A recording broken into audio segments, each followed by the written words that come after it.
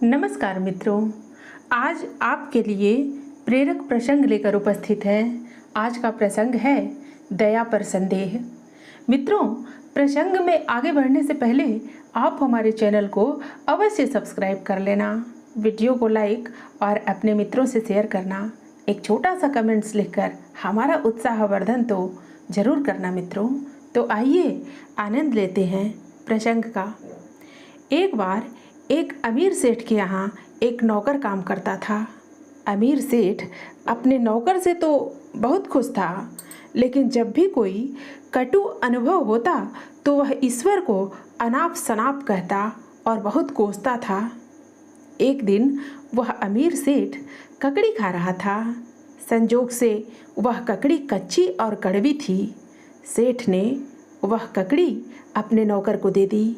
नौकर ने उसे बड़े चाव से खाया, जैसे वह बहुत स्वादिष्ट हो। अमीर सेठ ने पूछा, ककड़ी तो बहुत कड़वी थी, भला तुम ऐसे कैसे खा गए? नौकर बोला, आप मेरे मालिक हैं, रोज ही स्वादिष्ट भोजन देते हैं। अगर एक दिन कुछ बेस्वाद या कड़वा भी दे दिया तो उसे स्वीकार करने में भला हर्ज क्या है? अमीर सेठ अपनी भूल समझ गया। अगर ईश्वर ने इतनी सुख संपदाएं दी हैं और कभी कोई कटु अनुदान या सामान्य मुसीबत दे भी दे तो उसकी सद्भावना पर संदेह करना ठीक नहीं।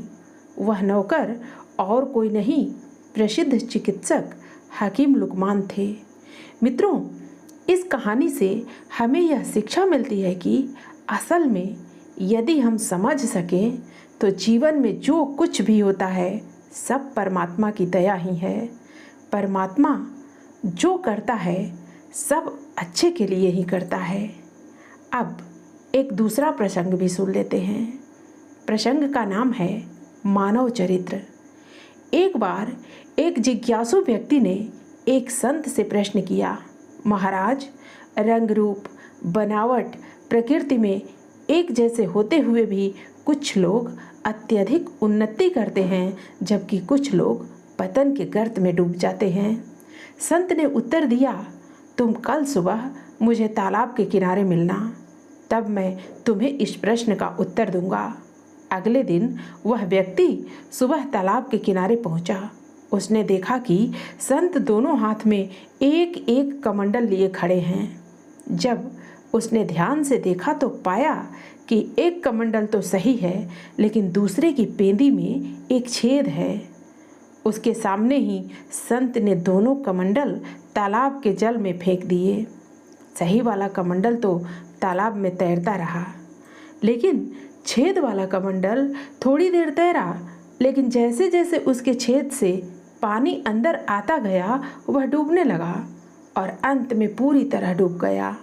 संत ने जिज्ञासु व्यक्ति से कहा, जिस प्रकार दोनों कमंडल रंग रूप और प्रकृति में एक समान थे, किंतु दूसरे कमंडल में एक छेद था जिसके कारण वह डूब गया, उसी प्रकार मनुष्य का चरित्र ही इस संसार सागर में उसे तैराता है।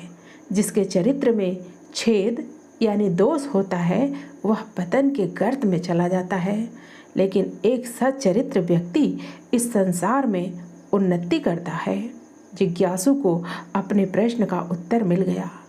मित्रों, इस कहानी से हमें यह शिक्षा मिलती है कि जीवन में चरित्र का महत्व सर्वाधिक है, इसलिए हमें चरित्रवान बनना चाहिए। फिर मिलते हैं अगली प्रस्तुति में नई कहानी के साथ। धन्यवाद।